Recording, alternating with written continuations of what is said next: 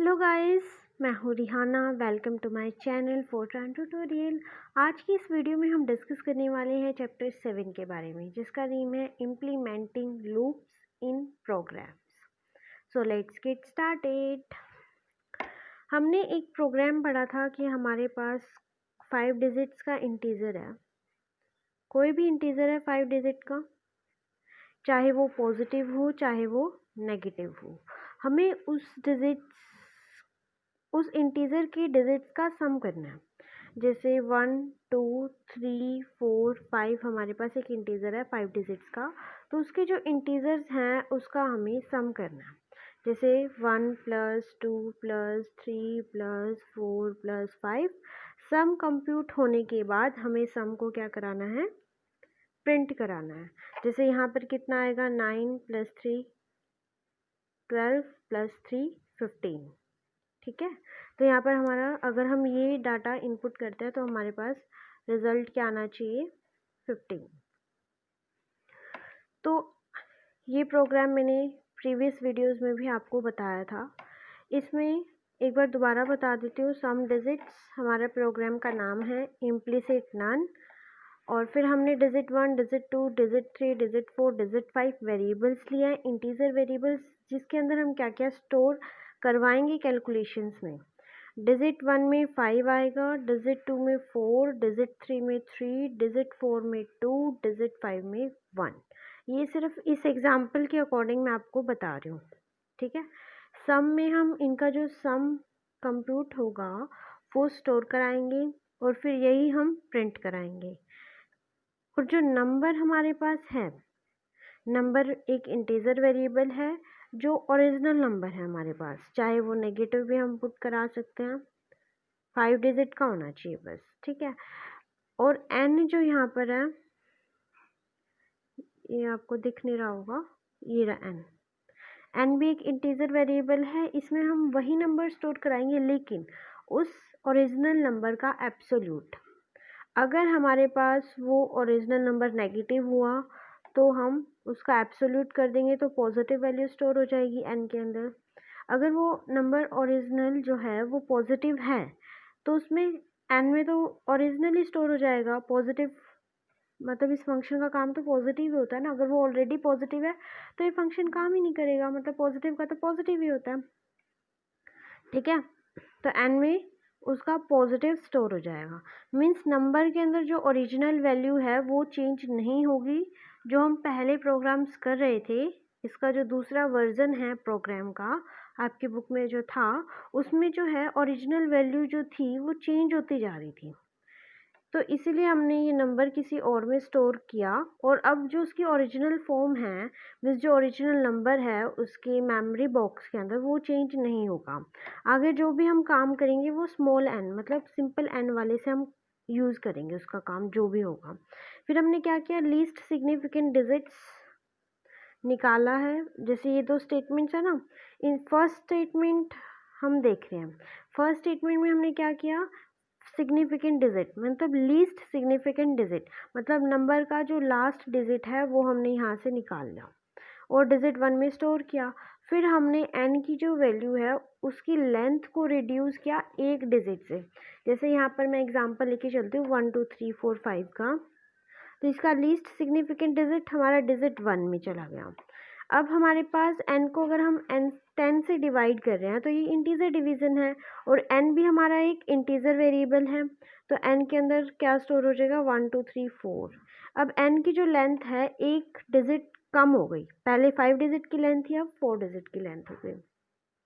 ठीक है, अगर थोड़ा सा ध्यान से देखा जाए तो यही दो स्टेटमेंट्स कितनी बार रिपीट हो रही हैं, 1 2 3 4, यही दो स्टेटमेंट्स 4 टाइम रिपीट हो रही हैं।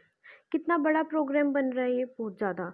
अगर हमारे पास 5 डिजिट की जगह 7 डिजिट का कोई नंबर होता तो कितनी बार रिपीट होती, 6 टाइम्स, तो और भी ज़्यादा लंबा प्रोग्राम हो जाता। तो इसको शॉर्ट करने के लिए हम लूप्स का यूज़ करते हैं। अगर थोड़ा सा दिमाग लगाया जाए, अगर हम यही स्टेटमेंट को 4 बार रिपीट कर दें, मीन्स रिपीट करते रहें, ठीक है, तो हमारा काम और भी आसान हो जाएगा। जैसे उससे क्या होगा, हम ये अलग अलग वेरिएबल्स लेने की ज़रूरत नहीं पड़ेगी, हम एक वेरिएबल से भी काम चला सकते हैं डिजिट से। तो देखो करना क्या होगा, हमने डिजिट लिया मोड n, 10 मीन्स जो भी हमारा लीस्ट सिग्निफिकेंट डिजिट होगा वो डिजिट में चला गया। मीन्स सबसे पहले क्या आएगा हमारा 5, तो अब डिजिट में क्या आ गया 5, वही जो मैंने अभी एग्जांपल दिया था 1 2 3 4 5 का, उसी के अकॉर्डिंग आपको बता रही हूँ। ठीक है, फिर हम क्या करेंगे, सम के अंदर सम प्लस डिजिट,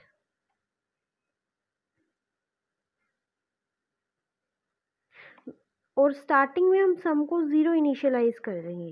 जैसे यहाँ पे हमने इंटीजर डिक्लेयर किया ना, यहीं पे हम सम को 0 इनिशियलाइज कर देंगे। तो अब ये सम में तो 0 है और डिजिट ऐड करेंगे तो 5 आ गया डिजिट, तो अब सम में वैल्यू क्या आ जाएगी 5। ठीक है, अब फिर हम क्या करेंगे, n की वैल्यू को रिड्यूस करेंगे एक डिजिट से, जैसे यहाँ करते हैं ना इस स्टेटमेंट में। अब हमारे पास n में क्या बचेगा, 1 2 3 4 बच गया। अब हम यही प्रोसेस अगर दोबारा करें, अब n 1 2 3 4 लें, तो अब फिर हमारा उसका लीस्ट सिग्निफिकेंट डिजिट क्या होगा 4। तो अब डिजिट में क्या वैल्यू स्टोर हो गई 4, 5 की जगह क्या रिप्लेस हो गया 4। अब सम में क्या था 5, तो यहाँ 5, और अब डिजिट में क्या स्टोर हुआ है 4, तो 5 + 4 9, इट मीन्स आपके सम में कितना आ गया 9। ठीक है, अब जो n था हमारे पास वो 1 2 3 4 था, फिर उसकी लेंथ एक बार और रिड्यूस हो गई, तो अब n में कितना आ गया 1 2 3। ठीक है, तो अब इस n का यूज़ हम यहाँ कर रहे हैं, तो n का इस n के लिए significant digit means last digit, मतलब कि 10 से डिवाइड होने पे जो रिमाइंडर आता है हमारे पास 3 आया। तो अब डिजिट में 4 की जगह क्या स्टोर हो गया 3। अब यहाँ पर सम में क्या स्टोर था स्टार्टिंग में 9, उसमें जो अब डिजिट में वैल्यू आई है वो ऐड हो गई, मतलब 9 + 3 12। तो अब सम के अंदर कितना आ गया 12, और डिजिट के अंदर अब कितना था 3। ठीक है, और n के अंदर था 1 2 3। तो अब n की वैल्यू एक लेंथ और रिड्यूस हो गई, तो अब n में कितनी वैल्यू आ गई 12, तो n में आ गया 12। तो अब यही n की वैल्यू हम यहाँ यूज़ करेंगे, तो उसका लीस्ट सिग्निफिकेंट डिजिट निकालें या फिर उसको 10 से डिवाइड करें, तो जो रिमाइंडर आएगा हमारे पास 2 आएगा। मीन्स अब डिजिट में कितनी वैल्यू स्टोर हो गई 2। अब सम में कितना था 12, डिजिट में कितना था, अब 2 स्टोर हुआ ना डिजिट में, तो 12 + 2 14, तो सम में कितनी वैल्यू आ गई 14, और डिजिट में 2 थी। अब n की वैल्यू 12 थी, तो 12 को फिर से हम 10 से डिवाइड करेंगे, तो n में कितना आएगा 1, तो 1 हमारे पास यहाँ आ गया। अब 1 को हम 10 से डिवाइड कर रहे हैं, तो रिमाइंडर कितना आया हमारे पास 1, तो डिजिट में 1 स्टोर हो गया। अब सम में कितना था 14, डिजिट में कितना है 1, तो दोनों को ऐड करेंगे, सम में कितना आ गया 15। ठीक है, अब n में कितनी वैल्यू थी 1, अब n को हम n/10 करें, मतलब एक और रिड्यूस करेंगे, तो 1/10 कितना आंसर देगा 0.1 देता है, लेकिन ये इंटीजर डिवीजन है तो कितना आएगा 0, तो n की वैल्यू 0 आ गई। अब हमें और तो ऐड नहीं करना ना कुछ, क्योंकि हमारे जो डिजिट थे 1 2 3 4 5 सब ऐड हो चुके हैं, 15 हमारे पास सम में के अंदर आ चुका है। तो हम एक ऐसी कंडीशन लगा दें कि n = 0 होते ही ये जो प्रोसेस है वो ना चले, मीन्स जो लूपिंग है जो हम बारी बारी रिपीट कर रहे हैं वो ना चले। ठीक है, मीन्स हमारे पास कंडीशन आ गई कि n ≠ 0 पे हम इस लूप से बाहर आ जाए। ठीक है, तो अभी जो मैंने आप ये प्रोग्राम बताया था सिंपल वे में विदाउट डू लूप, उसका आउटपुट जो है वो ये रहा। कोई भी आप 5 डिजिट का नंबर टाइप करते हो, 1 2 3 5 टाइप करो या नेगेटिव टाइप करो, एक तो वो नंबर आपका प्रिंट हो जाएगा जो आपने टाइप किया है, क्योंकि मैंने प्रोग्राम में ऐसा लिखा हुआ है प्रिंट में, आप देख सकते हो। तो अब यहाँ पर जो डिजिट का सम आएगा, चाहे वो आप पॉजिटिव ले रहे हो चाहे वो नंबर आप नेगेटिव ले रहे हो, तो डिजिट का सम इक्वल ही आएगा सेम नंबर का, चाहे आप 1 2 3 4 इनपुट दो या -1 2 3 4 दो, क्योंकि उसका एब्सोल्यूट यूज़ होने के बाद वो यूज़ होता है। ठीक है, तो नेक्स्ट है हमारे पास, अब हम पढ़ते हैं डू लूप की जनरल फॉर्म क्या होती है। डू लूप की जनरल फॉर्म ये होती है, सबसे पहले हम लिखेंगे डू कैपिटल वर्ड्स में। ठीक है, फिर देखो मैंने थोड़ी सी स्पेसिंग छोड़ी है ना, आप चाहे इतना सा स्पेस छोड़ दो लेकिन छोड़ना ज़रूर है। फिर हम ब्लॉक ऑफ स्टेटमेंट्स, जो भी हमारे स्टेटमेंट्स हैं हम एग्जीक्यूट करवाना चाहते हैं। फिर हमने क्या लिखा, एंड डू, मीन्स अब हमारा डू एंड हो गया, मतलब जो डू एक लूप थी हमारी उसको हमें एंड भी करना है। ठीक है, अब इस फॉर्म का मीनिंग क्या है, जो डू और एंड डू के बीच में जो एक स्टेटमेंट्स हम लिखेंगे वो बारी बारी एग्जीक्यूट होती रहेंगी। अब इस लूप से बाहर निकलने का हमारे पास कोई तरीका नहीं है, तो हम इस लूप से बाहर कैसे निकलेंगे, ये तो स्टेटमेंट्स बारी बारी एग्जीक्यूट होती रहेंगी। तो हमें फोर्सफुली जब तक हम कंप्यूटर स्विच ऑफ ना करें तो तब तक ये स्टेटमेंट्स एग्जीक्यूट होती रहेंगी।